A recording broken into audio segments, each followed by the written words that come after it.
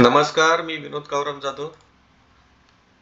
पुन्हा निफ्टी आणि bank निफ्टीच्या levels तसेच सर्वांना महाराष्ट्र इलेक्शनच्या बीजेपीच्या जिंकल्याबद्दल खूप खूप शुभेच्छा.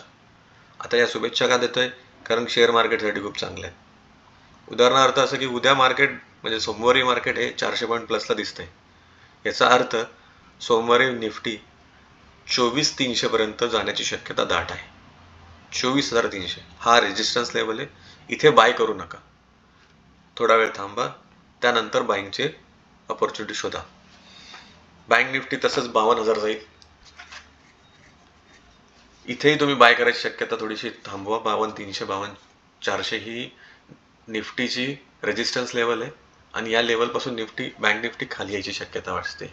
त्यामुळे बाईंगमध्ये जास्त पडू नका. सोमवारी डायरेक्ट मार्केट गॅप अप होणार आहे. थोडा खाली आला निफ्टी लेवल्स पाहून तुम्ही बाय करू शकता. जर बाय करायचं झाला तर निफ्टी बाय समजा 24,400 ला निफ्टी ओपन झाला, त्याला परत स्टेबल होण्यासाठी 24,000ची लेवल येणार आहे. गॅप फिल व्हायला पाहिजे तरच निफ्टीमध्ये बाईंग करा. अदरवाईज 2 दिवस जर नाही ट्रेड केला तरी काही प्रॉब्लेम नाही. ओके. पण जर विचाराल तर निफ्टीला सपोर्ट आता खूप चांगला मिळाला आहे, कारण बीजेपी विन झालेली आहे. आता एफआयची सेलिंग थोडी थांबली आहे. एफआय सेलिंग करण्यात थकले असं वाटतंय आणि पुन्हा एफआय येतील मार्केटमध्ये अशीही शक्यता जास्त वाटते. सो दॅट मित्रांनो, बाईंग करत राहा आणि शांतपणे बसा. मार्केटमध्ये खूप चांगली सिच्युएशन आलेली आहे. इथे बाय ऑन डीप ही स्ट्रॅटेजी राहील. तर माझ्या मित्रांनी मला पर्सनल मेसेज करून सांगितलं एशियन पेंट बद्दल सांग आणि त्यानंतर PSU बँक बद्दल सांग. एशियन पेंट हा सेक्टर हा मोस्ट ऑफ दी क्रूड ऑइलवर डिपेंड आहे. पण मी जास्त फंडामेंटल चेक करत नाही.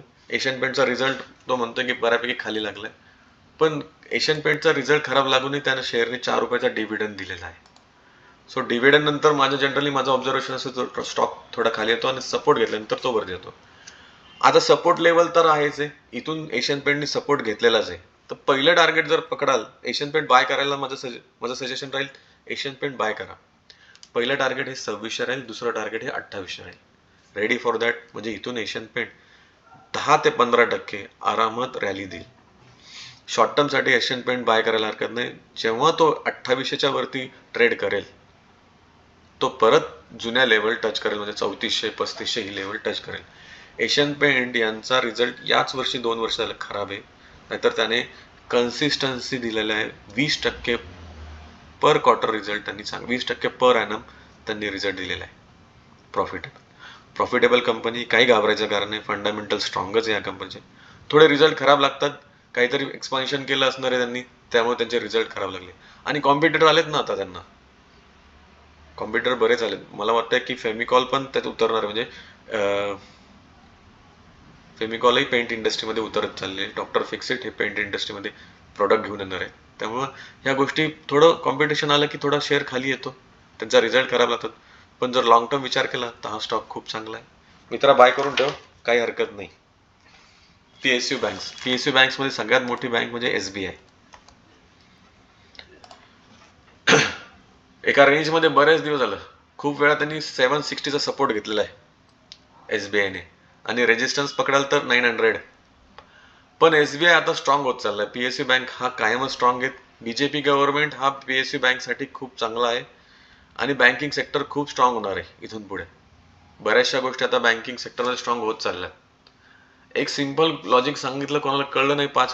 3-4 वर्षापूर्वी बँका मर्ज झालत्या. मी त्यांना सर्वांना सांगितलं, जर बँका मर्ज होणार आहे तर बँकाचा प्रॉफिटेबल रेशो जास्त वाढणार.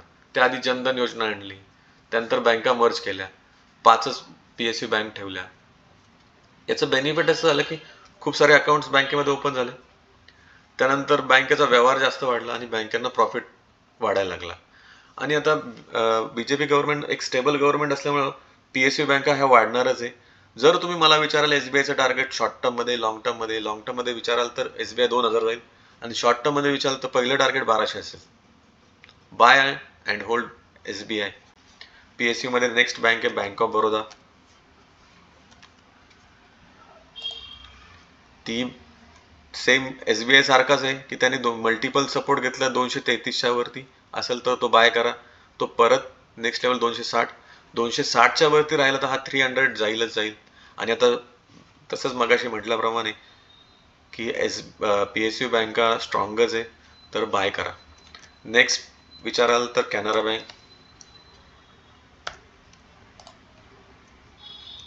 Sorry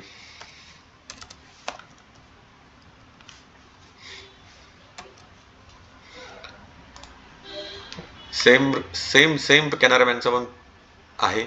96 is a support level, resistance 110, then 120 आणि 130.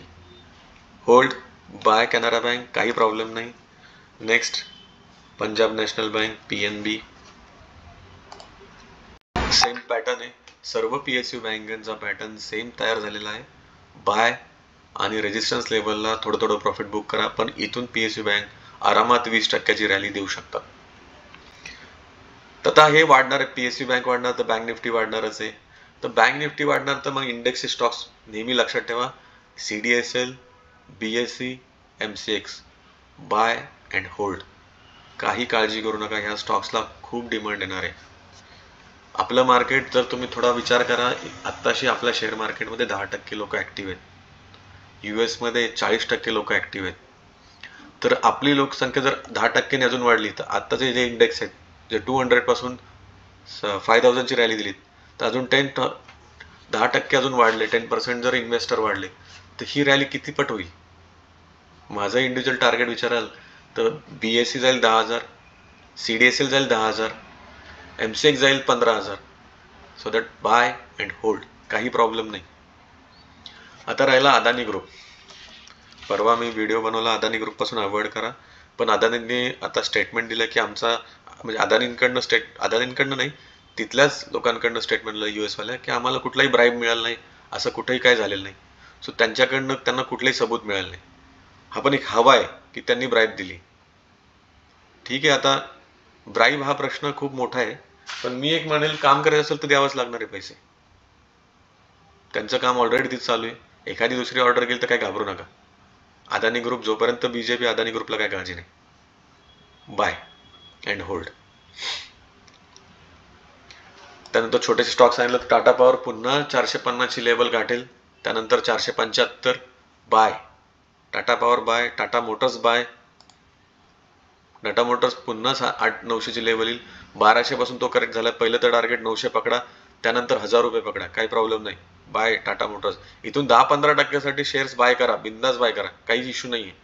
नेक्स्ट NCC, परवाच बोललो NCC बाय करायला पाहिजे. NCC नेक्स्ट टार्गेट आहे 300+.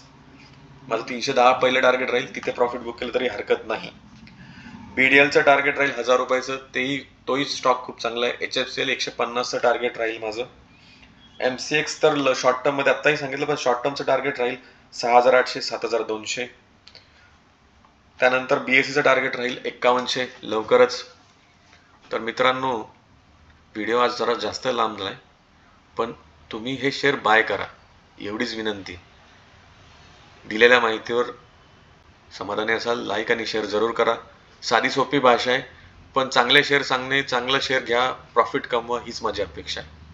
धन्यवाद.